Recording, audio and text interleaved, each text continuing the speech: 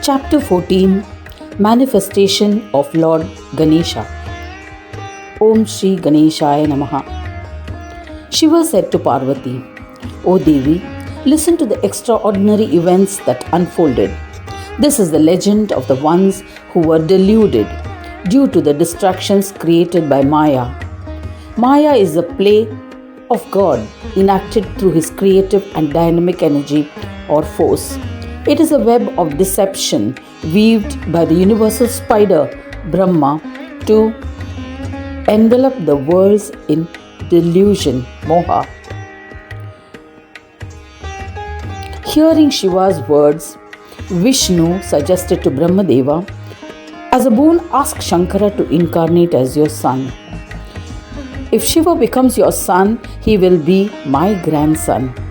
In this way, our extraordinary desires will be fulfilled. Heeding to the suggestion, Vidhi Brahma asked Shankara, grant that you will incarnate as my son as a boon. Vishnu asked Shankara to grant Brahma the same boon. Shankara replied, O Vidhi, I shall incarnate in an Amsha form, a part of the divine, as Rudra from your forehead. Brahmadeva and Vishnu were pleased to hear the reassuring words of Shiva. They said to Shankara lovingly, O Shiva, if you too experience our glory individually, it will make us happy. Shiva visualized the limitless majesty of Vidhi and Madhava through the eyes of divine wisdom, Jnana Chakshu. He said to Vidhi and Madhava, your glory is truly infinite and eternal. We three are the supreme Ishwaras, Parameshwara. Just then Surya, the sun, a divine mass of effulgence, arrived. He happily asked, O Devas, why have you remembered me? My affection for you has brought me here. Do tell me why. Surya's reply made them happy. They said, O Lord, please demonstrate your glory. Heeding to their simple request, Surya displayed his boundless effulgent form, enveloping the animate and the inanimate. They were rendered lusterless by his radiance and became perplexed. They lost their vision and were unable to see anything. They saw him in the immense radiance through their divine eyes of wisdom, Jnana Chakshu. They saw him in the form of the animate and inanimate and as a ball of intense luminosity. They humbly and reverentially bowed to him. Having exhibited his true form, Surya then assumed his earlier milder form. The three Devas modestly said, O Lord, we were unable to see the boundary of your immense expanse. You must experience our glory too. Listening to their words, Surya was overjoyed. He visualized their infinite glory with his divine vision of wisdom, Jnana Chakshu. He was astonished. He paid respects to them and humbly said, You too are magnificent.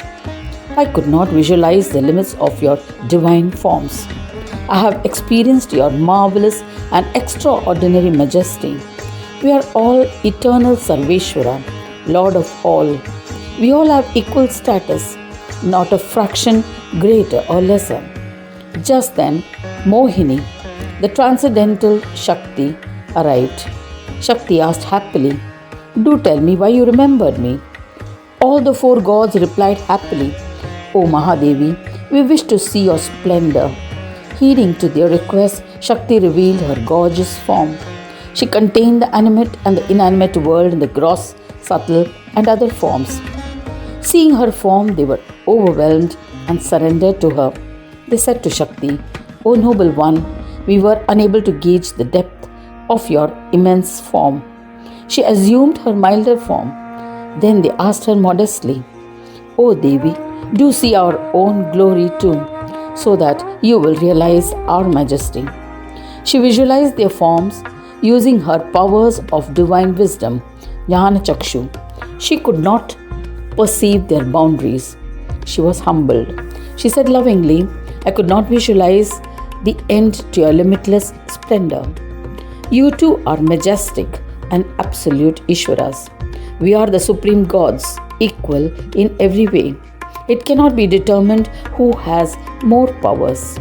Under the influence of the illusory Maya of Ganesha, the Devas were engaged in this discussion.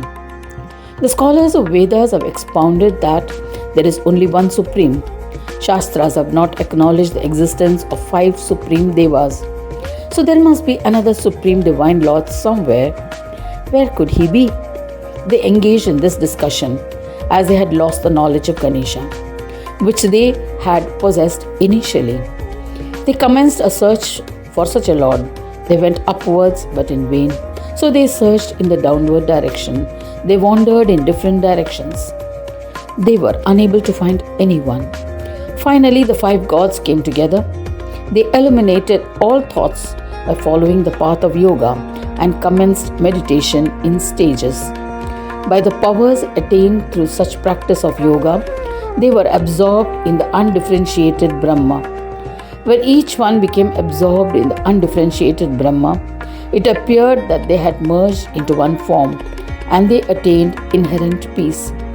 In that state, they were rewarded with the ultimate goal of a yogi, that is, the vision of Ganesha Ganaraja, who existed hidden in their hearts. His supreme form was 4-armed Chaturbhuja, 3-eyed Trinetra, with the trunk of an elephant, with 1 tusk, Ekadanta, ear like winnowing fans, Shurpakarna, and Mahodara, pot-bellied. He was blood red in color, his huge body coated with Sindura, vermilion. Seshnag around his navel, adorned with a crown and ornaments decked with jewels. He was accompanied by Siddhi and Buddhi, worshipped by various deities of prosperity. He was the absolute incarnate, wearing the auspicious Chintamani gem on his chest. O dear one, when they saw the Prasanna Vadana countenance, one who has a pleasant face, of the one who bestows his grace on his devotees in their heart, the Devas were astounded. First, he manifested in the heart of Shankara. Shankara asked him, O Prabhu, who are you? Are you the most supreme Brahmanaspati, Lord of the Brahmas, whom we have attained by practicing the Shanti Yoga? O illustrious one, I am unable to comprehend who you are, so please enlighten me. Thus ends the 14th chapter titled Manifestation of Ganesha in the first Khand of Purna Upanishad, Shriman Mudgal Puran, describing the legends of Vakratunda, dedicated to Sri Gajanana. End of chapter 14.